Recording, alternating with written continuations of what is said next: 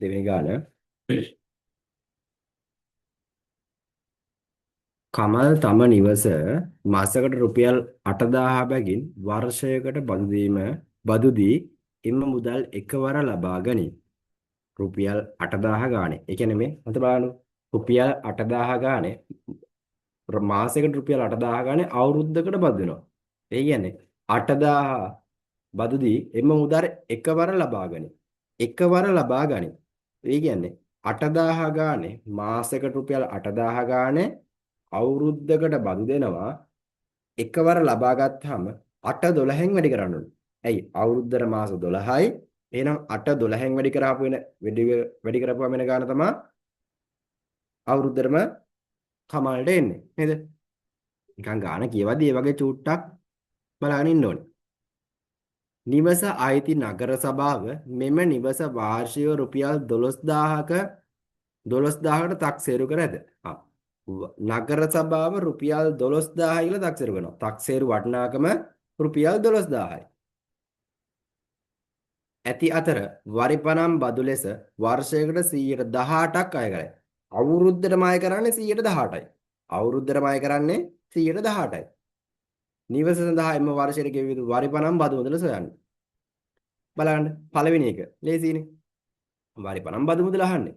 බලන්න අවුරුද්දටම රුපියල් 100කට තක්සේරු වටිනාකම රුපියල් 100යි නම් රුපියල් 18යි බදු මුදල. රුපියල් 18යි බදු මුදල නේද? රුපියල් 100යි නම් රුපියල් 18යි බදු මුදල.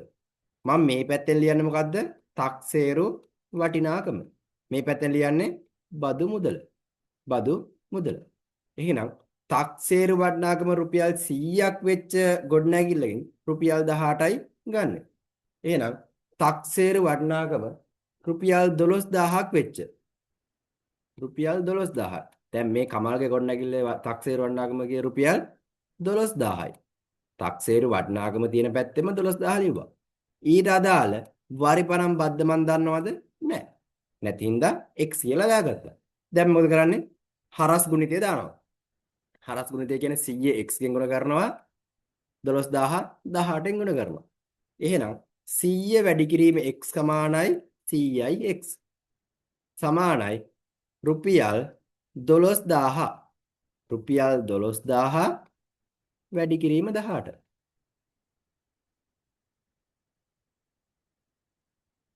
වැඩි කිරීම 18.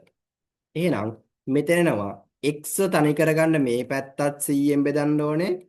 මේ පැත්ත 100ෙන් බෙදලා සමාන කිරීමේ ලකුණෙන් අනිත් පැත්තත් 100ෙන් බෙදන්න ඕනේ. එහෙනම් මෙතන මේ 100ට මේ 100 කැපෙනවා. මේ බිඳු දෙකට මෙන්න මේ අවසාන බිඳු දෙක කැපෙනවා. 120 වැඩි කිරීම 18. එහෙනම් x සමානයි රුපියල් 120 වැඩි කිරීම 18. බලමු 120 18න් වැඩි කරාම කීයක් එනවා කියලා. රුපියල් 120 වැඩි කිරීම 18. මම බිඳුව පොඩ්ඩක් පැත්තකින් තියාගන්න.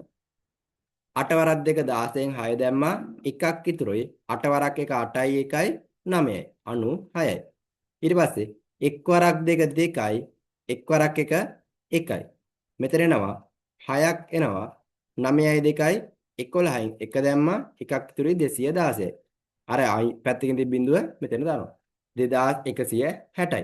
එහෙනම් මෙතන එනවා රුපියල් 2160යි කියලා. රුපියල් 2160යි කියලා එනවා. හරි නේද?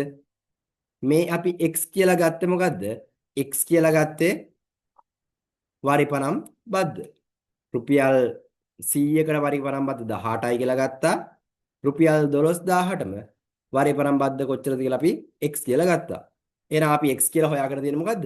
වරිපනම් බද්ද. වර්ෂයට. මෙතන කියලා තියෙන්නේ වරිපනම් බදු ලෙස වර්ෂයට 118ක් අය කරා කියලා. එහෙනම් රුපියල් 2160ක් තමයි වරිපනම් බදු විදිහට අය කරන්නේ.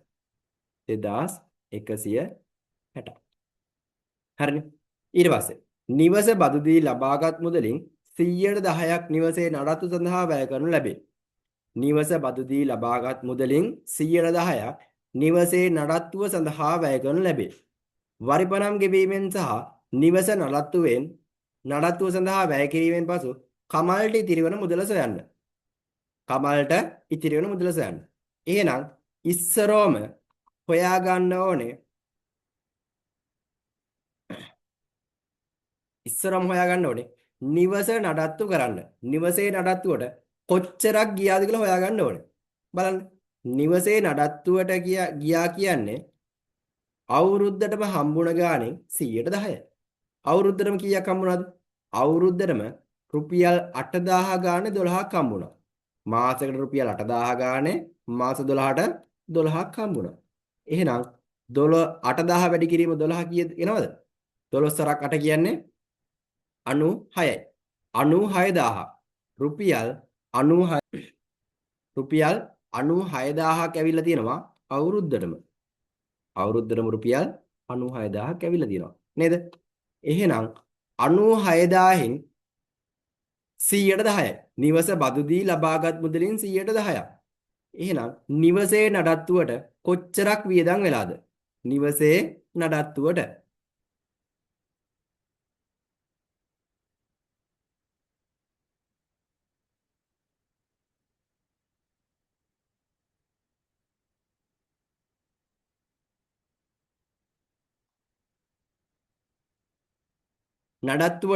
කොච්චරක් වියදම් වෙලාද? රුපියල් 96000න් රුපියල් 96000න් 110යි. මෙතන තියෙන්නේ 110නේ. රුපියල් 96000න් 110යි. 110යි. එහෙනම් මේ බිඳුවට මේ බිඳුව කැපෙනවා. මේ බිඳුවට මේ බිඳුව කැපෙනවා. මෙතන යනවා 9600යි කියලා. රුපියල් 9600ක් වියදම් වෙලා තියෙනවා නිවසේ නඩත්තුවට. නිවසේ නඩත්තුවට රුපියල් 9600යි. වරිපරම් බදුවේ රුපියල් 2160යි. සම්පූර්ණ වියදම ඇවිල්ලා රුපියල් 9600ට එකතු කරන්න ඕනේ රුපියල් 2160ක්. රුපියල් 2160ක්. ඔහොම එකතු කරාම මොකක්ද දෙන්නේ? සම්පූර්ණ වියදම. සම්පූර්ණ වියදම එනවා. එහෙනම් සම්පූර්ණ වියදම වෙනවා රුපියල් 0.0.0යි 6.6යි 1.67යි රුපියල් 11760ක් එනවා. රුපියල් 11760ක් එනවා.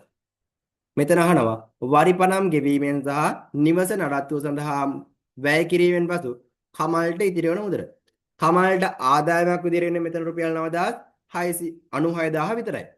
රුපියල් 96000ක් විදිහට එනවා ආදායම.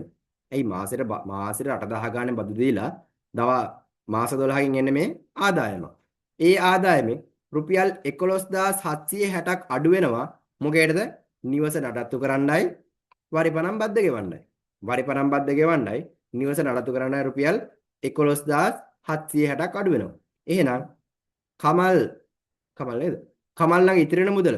කමල් ළඟ ඉතිරි වෙන මුදල හොයන්න රුපියල් 96000න් අඩු කරන්න ඕනේ රුපියල් 11760ක්. 11760ක් අඩු කරන්න ඕනේ. එහෙනම් කීයක් එනවද කියලා බලමු. රුපියල් 9600න් 11760ක් අඩු කරපුවාම 84240යි නේද? 84240යි.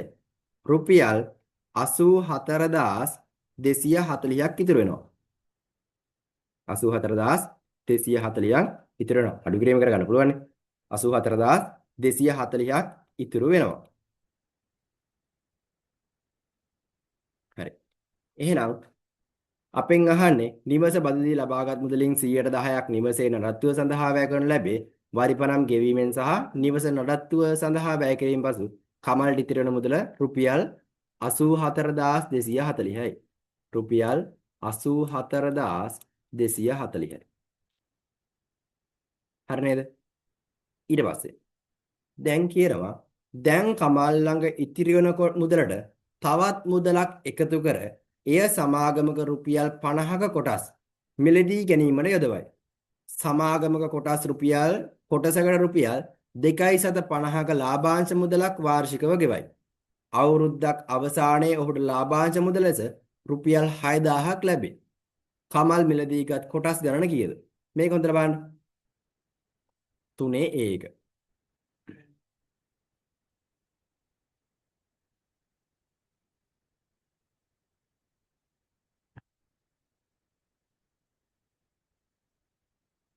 3 ඒක. ඒකේ කියනවා බලන්න දැන් කමල් ළඟ ඉතිරි වෙන මුදලට තවත් මුදලක් එකතු කර. දැන් අපිට එතනින් කිසිම මේ ගානකට ඇතුල් වෙන්න බෑ. එයි තවත් මුදලක් කියලා තියෙන්නේ. තවත් මුදල කෙනෙක් අපි දන්නවද? නැහැ. තවත් මුදල කෙනෙක් අපි දන්නේ නැහැ. එහෙනම් ඊට පස්සේ කියවෙනවා එකතු කර සමාගමක රුපියල් 50ක කොටස් මිලදී ගැනීමට යොදවයි. රුපියල් 50ක කොටස් මිලදී ගන්න යොදවනවලු. හරි. ඒකත් පැත්තකින් තියමු. සමාගමක කොටසකට රුපියල් 2.50ක ලාභාංශ මුදලක් වාර්ෂිකව ගෙවයි. අන්න ඔතන තියෙනවා 2.50ක් එකට හම්බ වෙනවා. අවුරුද්දක් අවසානයේ ඔහුට ලාභාංශ මුදල ලෙස රුපියල් 6000ක් ලැබේ. එකට රුපියල් 2.50 ගානේ අවුරුද්දටම රුපියල් 6000ක් හම්බ වෙනවලු. අවුරුද්දට රුපියල් 2.50 ගානේ ඔක්කොටම 6000ක් හම්බ වෙනවා. හිතන්න එකට රුපියල් 2.50 ගානේ 6000ක්ම හම්බ වෙනවා. එහෙනම් අපිට දැන් තියෙන කොටස් ගන්න හොයාගන්න බෑද? ඇයි? එකක් ගත්තොත් 2.50යි. දෙකක් ගත්තොත් රුපියල් 5යි. තුනක් ගත්තොත් එහෙම රුපියල් 7.50යි. හතරක් ගත්තොත් එහෙම රුපියල් 10යි. නේද? ඔන්න ඔය විදිහට යනවා. එහෙනම් රුපියල් 6000ක් හම්බෙලා. එහෙනම් 6000 රුපියල් 2.50න් බෙදුවා නම් ගත්ත කොටස් ගන්න හම්බ වෙනවා. කමල් මිලදී ගත් කොටස් ගන්න කීයද කියලා නෑනේ. එකට රුපියල් 2.50 ගානේ රුපියල් 6000ක් හම්බෙලා. එහෙනම් රුපියල් 6000 2.50න් බෙදුවා නම් අපිට එනවා කොටස් කීයක් මිලදී ගත්තද කියලා. නේද? කොටස් ගණන. අපෙන් අහනවා කොටස් ගණන. කොටස් ගණන හෙව්වැගේ රුපියල් 6000 බෙදන්න ඕනේ රුපියල් 2.50 ගානේ. රුපියල් 2.50 ගානේ. මොකද්ද කොහොමද මේ සත ගානක් බෙදන්නේ? බලන්න. සත ගාන කියන්නේ මෙතන ඇත්තටම දශම ගානක් තියෙන්නේ. එතකොට මං උඩයි යටයි දෙකම 100ෙන් වැඩි කර ගන්නවා. උඩයි යටයි දෙකම 100ෙන් වැඩි කරා කියලා වෙනසක් නැහැ. යට විතරක් 100ෙන් වැඩි කරන්න බෑ. යට 100ෙන් වැඩි කරා නම් උඩත් 100ෙන් වැඩි කරන්න ඕනේ. මං කියවර භාග සංඛ්‍යා කරද්දි හරය මොකක් හරි ඉලක්කමකින් වැඩි කරා නම් ලවයත් ඒ ඉලක්කමෙන්ම වැඩි කරන්න ඕනේ.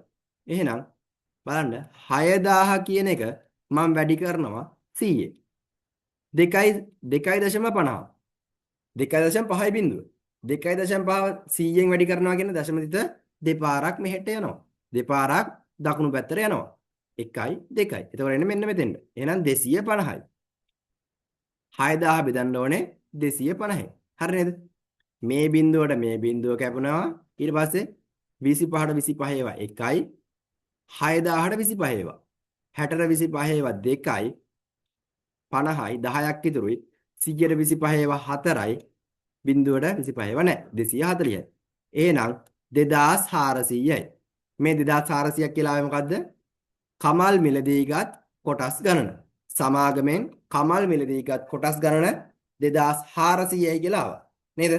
රුපියල් නෙමෙයි. කොටස් 2400යි කියලා ආවා.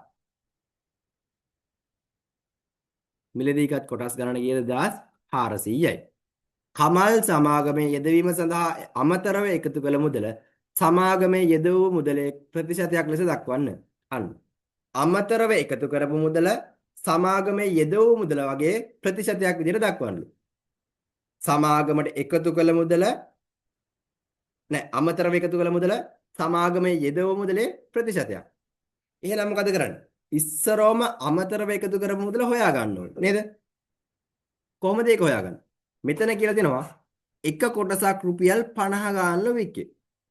එක කොටසක් රුපියල් 50 ගානලු කමල් ගත්තේ. එහෙනම් එක කොටසක් 50 ගානේ කොටස් 2400ක් අරන් දෙනවා.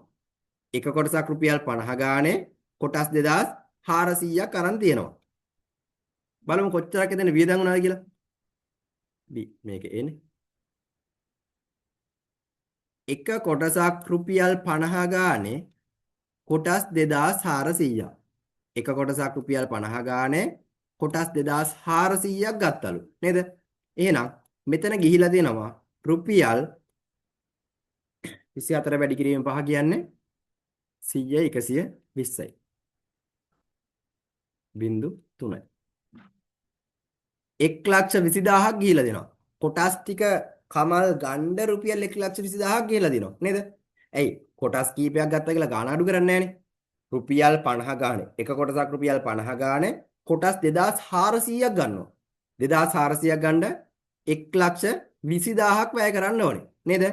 රුපියල් 1,20,000ක් වැය කරන්න ඕනේ. එහෙනම් අමතරව වැය කරපු මුදල. දැන් බලන්න කමල්ලන් කොච්චරක් තියෙනවද කියලා. අපි මෙතන හොයාගත්තා. මෙතෙන් දෙද්දි 84240ක් කමල්ට ඉතුරුණා. නේද? නිවසන අනසා පියවරෙන් පස්සේ කමල්ට ඉතිරි වෙන මුදල. මේ තියෙන්නේ. කමල්ට ඉතිරි වුණා 84240ක්. හැබැයි මේ කොටස් ටික ගන්න 1,20,000ක් ගියා. එහෙනම් කොච්චරක් අමතරව දාලාද කියලා බලන්න. රුපියල් 1,20,000න් 1,20,000න් අඩු කරන්න ඕනේ රුපියල් 84,000 කීයද?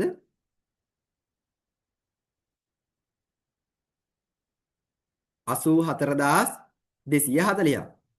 රුපියල් 84,240ක් අඩු කරන්න ඕනේ නේද? 84,240ක් අඩු කරන්න ඕනේ. එහෙනම් මෙතන එනවා රුපියල් 1,20,000න් 84,240ක් අඩු කරාම අපිට එනවා රුපියල් 35,760යි කියලා. රුපියල් 35,760යි කියලා එනවා. නේද?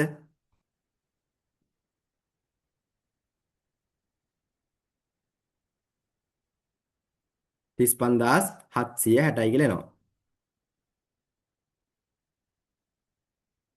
35,760යි අය. 35,760යි කියලා ආයේ මොකද්ද? අපි අමතරව එකතු අපි නෙමෙයි. කමල් අමතරව එකතු කරපු මුදල 35,760යි. එහෙනම් දැන් මොකද්ද කියන්නේ? බලන්න ප්‍රශ්නේ අහලා තියෙන්නේ මොකද්ද කියලා. ප්‍රශ්නේ අහලා තියෙන්නේ එකතු කළ මුදල. අමතරව එකතු කළ මුදල සමාගමේ යෙදවූ මුදලේ ප්‍රතිශතයක් ලෙස දක්වන්න. එහෙනම් ප්‍රතිශතයක් විදිහට දක්වන්න තියෙන්නේ. ප්‍රතිශතයක් විදිහට දක්වන්න තියෙන්නේ. ප්‍රතිශතයක් විදිහට දක්වද්දී ඉරෙන් යටට දාන්නේ සම්පූර්ණ මුදල නේද? මොකක්ද තියෙන්නේ? යෙදවූ මුළු මුදලේ ප්‍රතිශතයක්. යෙදවූ මුළු මුදලේ ප්‍රතිශතයක් විදිහට දක්වන්න කියනවා නම් ඉරෙන් යටට දාන්නේ යෙදවූ මුළු මුදල.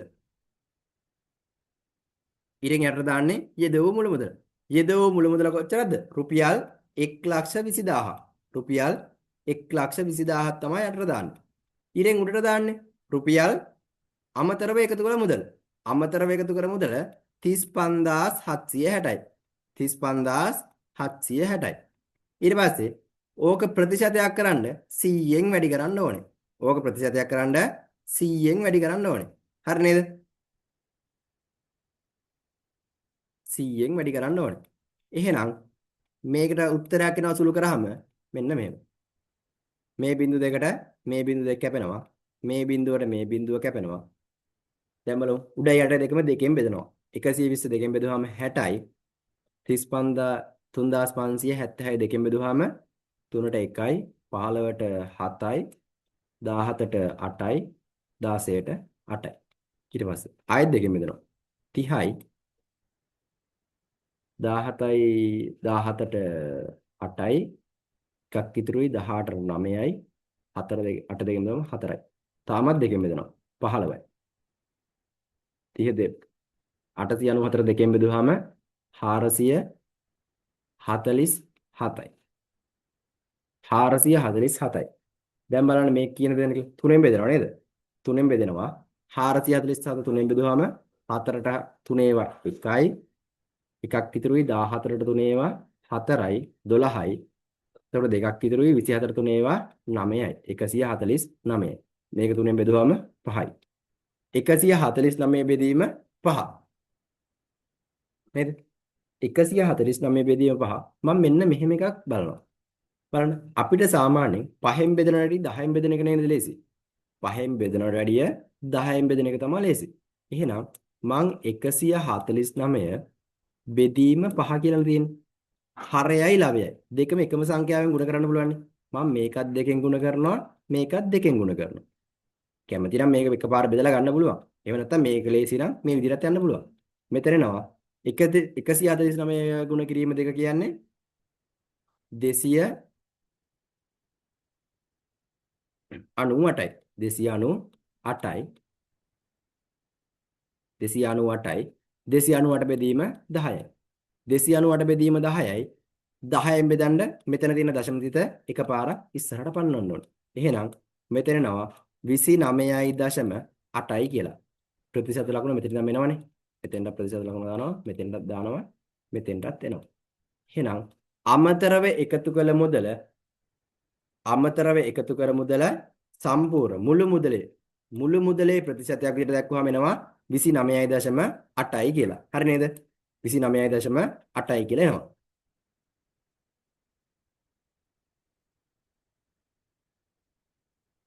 මෙන්න මේ ප්‍රතිශත ලකුණ නැත්තම් එතන වැරදි උත්තරය. අනිවාර්යෙන් ප්‍රතිශත ලකුණ තියෙන්න ඕනේ. මේ ඒකකේ රුපියල් කියන ඒකකේ තියෙන්න ඕනේ. මෙතන නම් ඒකයක් තියෙනවද? ඒකකයක් තියෙනවද? නැහැ. කොටස් ගණන් යහනේ. කොටස් ගණන කොටස් 2400යි. ඕන්නෙම නම් කොටස් කියලා ලියන්න. කොටස් 2400යි කියලා ලියන්න. එතන ඒකකයක් නැතුනට අවුලක් නැහැ. අනිත් තැන් වල ඒකකේ අනිවාර්යයි.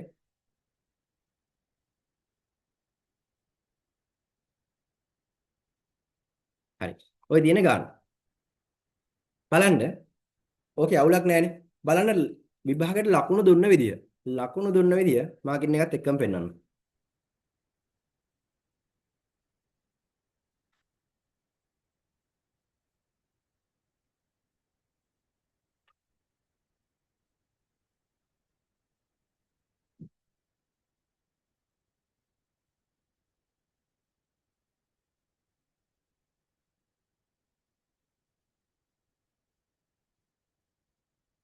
හරි. ඔය තියෙන ලකුණු දුන්න විදිය මොකද්ද? මෙතෙන්ද. නිවස සඳහා වර්ෂයට ගෙවිය වරිපරම් මුදල මං අර කිව්වා වගේ සමීකරණය දාලා දානවට ලකුණයි රුපියල් 2160යි කියලා දානවට ලකුණයි හම්බ වෙනවා. මෙතන මේ සමීකරණෙම ඕනේ නැහැ. මෙන්න මේ තියෙන්නේ. මේකත් ඇති. ඔයි මං ගාන හදද්දි කිව්වේ මේ තියෙන්නේ. මෙන්න මේක. නෑ ඒක ඒක තමයි. ඒක තමයි නේද? මෙන්න මේ 2160යි කියලා තියෙන්නේ. ඔය සමීකරණ දැම්මම ඇති. ඊට පස්සේ සමීකරණ ලකුණයි අන්තිම උත්තරේ ලකුණයි ලකුණු දෙකක් ඇවිල්ලා තියෙනවා. ඊට පස්සේ මෙතන නඩත්තු මුදල 110යි කියලා තිබ්බනේ. නඩත්තු මුදල 110ක් නඩත්තු මුදල හොයා ගන්නවට ලකුණක් හම්බෙලා දෙනවා. ඊට පස්සේ නඩත්තු මුදලයි වාරිපනම් බද්දයි දෙකම එකතු කරලා මුළු වියදම හොයා ගන්නවට ලකුණක් හම්බෙලා දෙනවා. ඉතිරිය හොයා ගන්නවට ලකුණක් හම්බෙලා දෙනවා. මුළු මුදලෙන් වියදම අඩු කරලා ඉතිරිය හොයා ගන්නවට ලකුණක් හම්බෙලා දෙනවා. එතන ওই විදිහට තමයි ලකුණු 3ක් හම්බෙලා තියෙන්නේ. බලන්න ප්‍රතිශත කොටසේ ලකුණු 5ක් හම්බෙලා දෙනවා. ප්‍රතිශත කොටසේ ලකුණු 5ක් හම්බෙලා දෙනවා. ඊට පස්සේ යන්නේ කොටස් වෙළඳපොළ. කොටස් වෙළඳපොලේ මෙන්න මේ කොටස් ගාන හොයනවාට එකක ලාභාංශය රුපියල් 2.750 ගානේ රුපියල් 6000ක ලාභාංශයක් හම්බුණා කියලා මෙන්න මෙතන කොටස් ගාන හොයනවාට ලකුණක් හම්බෙලා දිනවා. ඊට පස්සේ මෙන්න මේ ප්‍රතිශතය අමතරව එකතු කළ මුදල සමාගමේදී මුළු මුදලේ ප්‍රතිශතයක් විතර දක්වන්නේ කියන එකේ එතන කොටස් වලට යොදවමු විතර අමතර මුදල හොයා ගන්න ලකුණක් හම්බෙලා තියෙනවා. අමතර මුදල හොයා ගන්න සමීකරණ ලියනවට ලකුණයි අමතර මුදල හොයා ගන්නවට ලකුණු දෙකක් හම්බෙලා දෙනවා. ඊට පස්සේ ප්‍රතිශතය ලියන්න සමීකරණ ලියනවට ලකුණයි ප්‍රතිශතයේ සමීකරණ ලියලා ගාන හදනවට ලකුණයි හම්බෙලා තියෙනවා. හරි නේද? එතන ලකුණු 4ක් ගිහිල්ලා තියෙනවා. හරිද? මේ ලකුණු 10ෙත් ලකුණු අර මග ඇරෙන්න කියන ලකුණ නැහැ. නේද? මග ඇරෙන්න කියන ලකුණ නැහැ. මෙන්න මෙතන පොඩ්ඩක් අවබෝධ වුණා නම් එක කොටසක ලාභාංශය 2.750 ගානේ මුළු ලාභාංශය 6000ක් කියන තැන 6000 2.750ෙන් බෙදන්න ඕනේ කියලා අවබෝධ වුණා නම් මෙතන ලකුණත් ලේසියෙන්ම ගන්න තිබ්බා. හරිනේ? එහෙනම් ඔන්න ඔය විදිහට ප්‍රතිශත දෙවෙනි ගානක් ඉවර වෙනවා.